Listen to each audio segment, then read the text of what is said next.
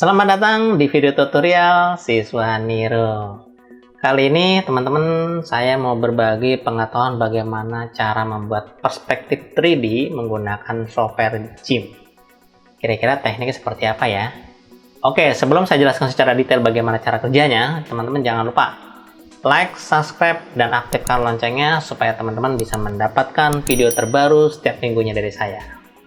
Oke, kalau begitu kita langsung saja bagaimana cara membuat perspektif 3D di software GIMP dan teknik-tekniknya.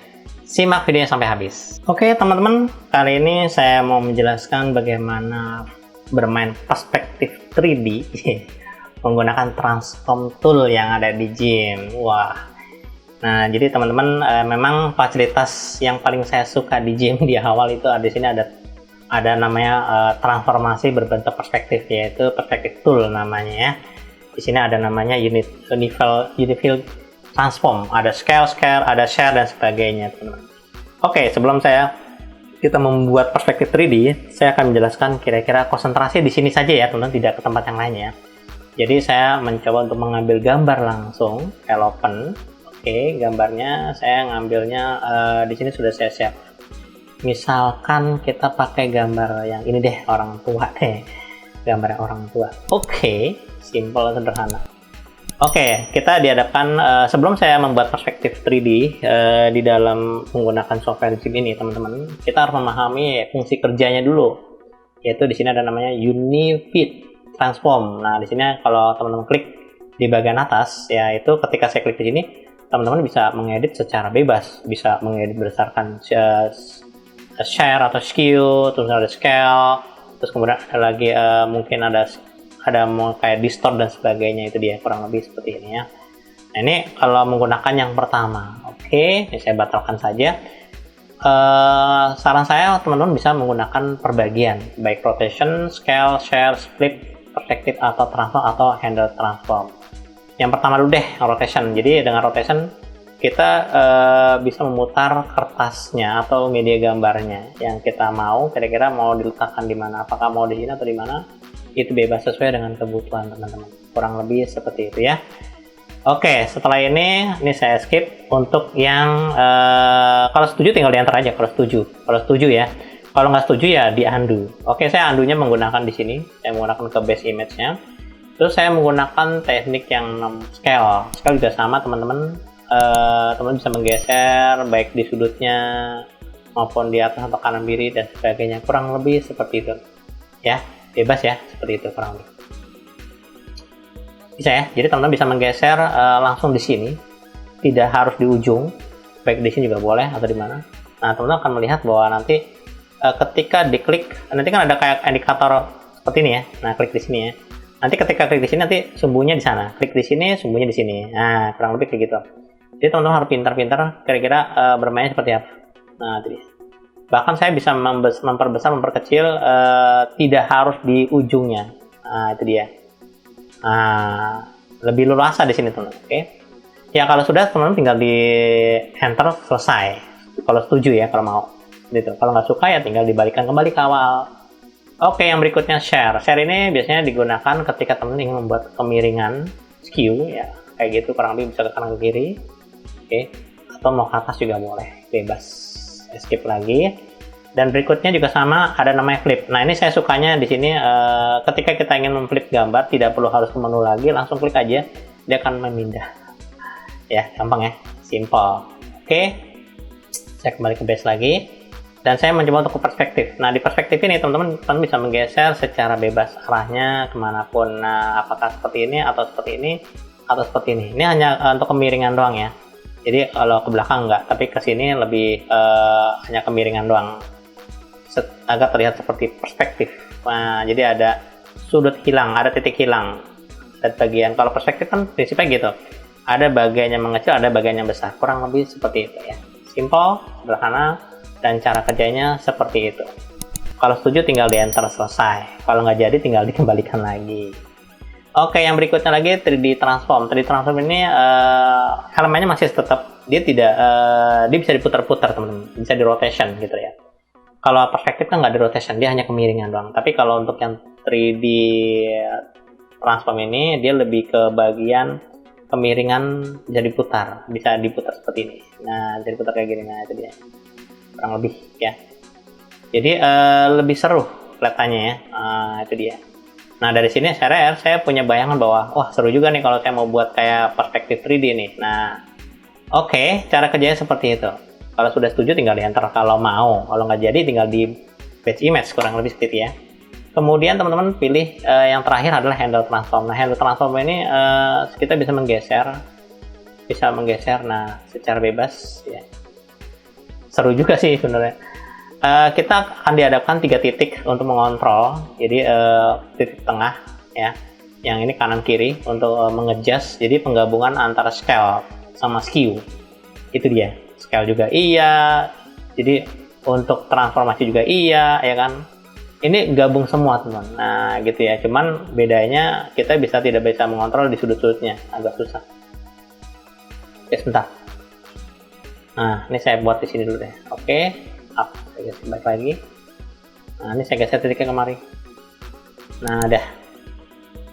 Ya, jadi campur-campur antara si scale, skew, terus kemudian ada distort juga, perspektif dia campur semua kurang ya. Tapi dia tidak bisa seperti 3D transform.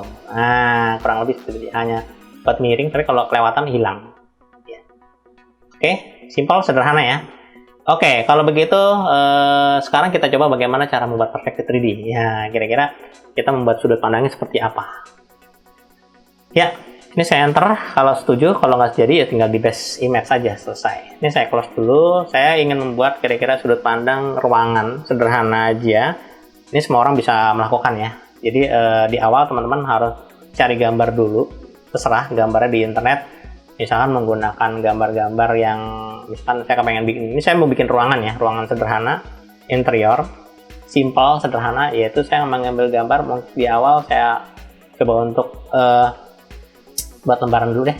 Saya buat lembaran baru, ukurannya 800 x 600 seperti biasa, resolusinya 100. Oke, terus kemudian optionnya saya pakainya white aja kertasnya, lalu di oke. Simpel ya. Ya, langkah pertama, terus kemudian teman-teman pastikan rulernya sudah ada. Nah, garis ini ganti sudah ada.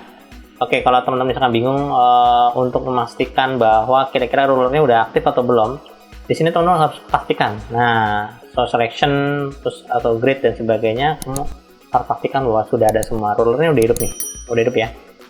Biarkan saja, kalau misalkan belum hidup tinggal dihidupkan saja. Ini kan mati nih, pastikan hidup. Nah, baru teman-teman tinggal ditarik garis dari kiri sini, tempel kemari. Ini bebas, tidak harus sama, harus tidak persesi, tidak harus sama ya, bebas. Kira-kira di sini agak menyempit, di sini agak lebih melebar. Oke, di sini agak panjang kemari. Ini bebas teman-teman ya, tidak harus wah harus pas sekian, enggak, bebas. Jadi sengaja saya buat seperti ini bebas. Kenapa? Supaya teman-teman bisa berimajinasi lebih bebas ya, kurang lebih ya. Setelah kita sudah atur seperti ini, terus teman-teman tinggal diklik namanya move tool. Teman-teman bisa menggeser kira-kira apakah kurang rapat atau kurang dalam. Terserah. Oke, saya kebayang sudut pandang gini. Jadi di sini lebih lebar, di sini lebih sempit ya, lebih sempit. Nah, kurang lebih gitu. Contohnya, contoh sederhana. Nah, setelah sampai di sini teman-teman tinggal ngambil gambar file open. Contohnya saya kepengen misalkan ngambil yang tadi di mana tempatnya? Oke, saya cari dulu. Di sini ada wood, ada kayu, ada sebagainya, teman. Oke, saya cari dulu deh ya. Saya cari dulu. Kira-kira filenya ada di mana? Nah, itu dia teman. Jadi saya tempatkan di gym sesi kedua. Nah, oke. Sesi ketiga, maaf. Sesi ketiga. Nah, ini dia sesi ketiga. Di sini ada namanya kayak brick. Saya sudah ambil kurang lebih seperti ini hasilnya, teman. Nah, ini dia teman-teman. Ya. Hati-hati. Terkadang ketika saya ngambil kok warnanya jadi hitam putih. Nah, itu tergantung kalian waktu kita membuat lembaran baru. Di sini kan ada option nih. Di sini pilihnya harus yang RGB, jangan yang grayscale. Nah, itu dia. Pernah terjadi ketika membuka ternyata hitam putih, ternyata pilihnya grayscale. Nah, supaya tidak menjadi hitam putih, teman-teman harus ke menu image, mode, ganti ke RGB, jangan grayscale. Simpel ya. Oke, langkah pertama. Jadi ketika kita sudah mendapatkan dimensi seperti ini, gridnya, terus kemudian teman-teman tinggal mengcopy file yang ada di sini menggunakan namanya Move Tool. Klik di sini, klik di gambarnya, lalu tekan Ctrl C, lalu teman-teman tinggal diaktifkan lembaran kita, lalu di Ctrl V. Nah, ketika teman-teman Ctrl V di sini, teman-teman harus mengeklik di sini. Di sini ada pilihan bahwa apakah kita akan dibuat layar baru, atau mau di masking, atau mau dihapus. Nah, saya pilihnya adalah yang sebelah yang hijau, itu namanya Create New Layer. Nah, berarti dia berdiri sendiri layarnya. Kurang lebih seperti itu ya. Lalu teman-teman tinggal digeser sesuai dengan kebutuhan. Kira-kira mau taruh di mana? Nah, oke. Karena saya kepengen rencana bikin ruangan, saya coba untuk menggunakan yang namanya Edit. Nah, di sini bukan Edit ya namanya, tapi menggunakan perspektif. Oke. Tinggal saya tarik aja sudutnya kemari. Oke, sudutnya kemari, kira-kira begini. Saya tarik kemari. Oke, saya tarik kemari. Nah, simpel ya teman-teman ya. Oke, enter, selesai. Nah, tadi kan masih ada tuh, kita sudah copy. Kalau mau di Ctrl V lagi boleh, ditaruh Ctrl V lagi, lalu klik lagi, di create lagi, teman-teman tinggal digeser. Oke, maaf, teman-teman digeser ke tengah, geser ke tengah, hati-hati untuk menggeser posisinya. Baru teman-teman mengontrol ini, taruh di ujung sini. Oke. Taruh di sini. Mungkin ada yang bertanya, kenapa nggak di flip aja? Karena jarak antara ini kan beda. Ini lebih sempit, ini lebih lebar. Makanya saya buat seperti itu. Baru saya tempatkan di sini. Baru ini saya tekan spacebar di keyboard ya untuk menggeser supaya ngeliat gambarnya ke atas. Kurang lebih kayak gitu. Nah, oke. Kalau sudah tinggal di enter. Selesai. Oke. Nah, saya misalkan mau bikin dinding bagian tengahnya, ya tinggal Ctrl V saja, selesai. Lalu create lagi seperti biasa. Pastikan gambarnya taruh di tengah. Maaf, saya geser ke tengah, tinggal taruh di atas, ini taruh di atas, ini taruh di atas.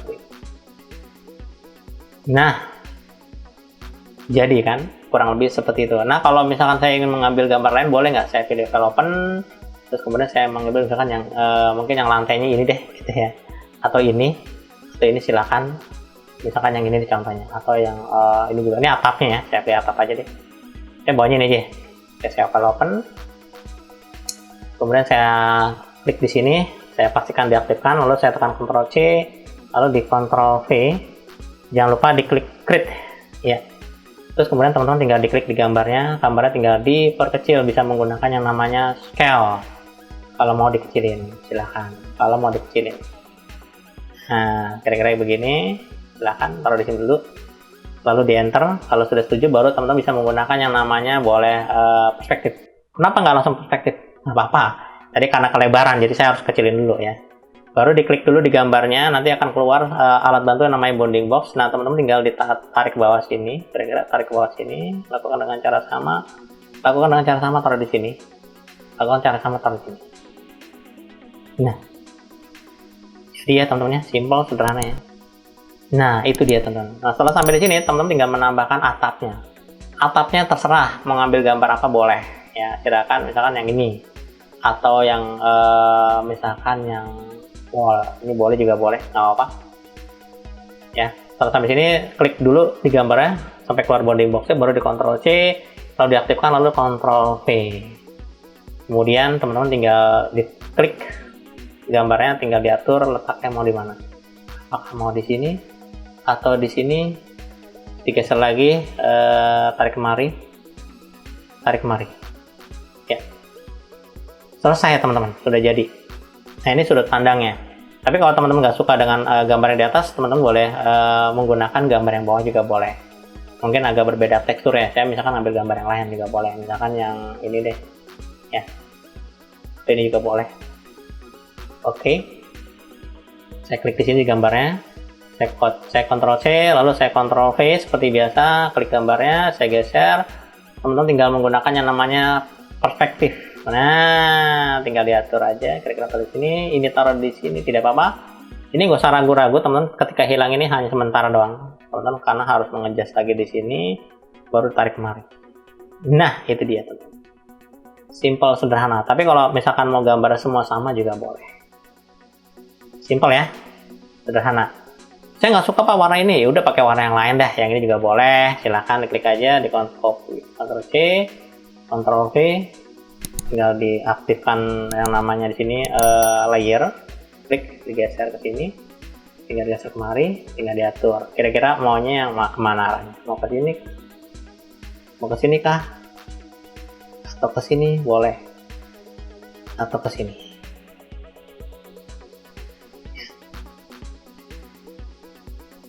Dah, simple. Sorry, ternyata ada yang salah. Ada yang kurang dikit. Oke, kurang pas, ini kurang pas. Ini saya tarik kemari, kurang lebih kayak gini. Sudah diantar. Nah, udah jadi.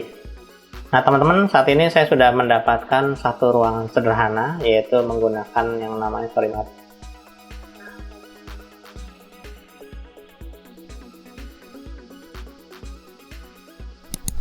Oke, ini dia. Saya sudah menggunakan yang namanya bagaimana teman-teman ketika teman-teman ingin membuat satu dimensi ruangan sederhana dengan namanya 3D perspektif. Jadi teman-teman bisa menggunakan teknik seperti ini, membuat ruangan sederhana ya. Oke teman-teman, saya berharap materinya bermanfaat buat teman-teman.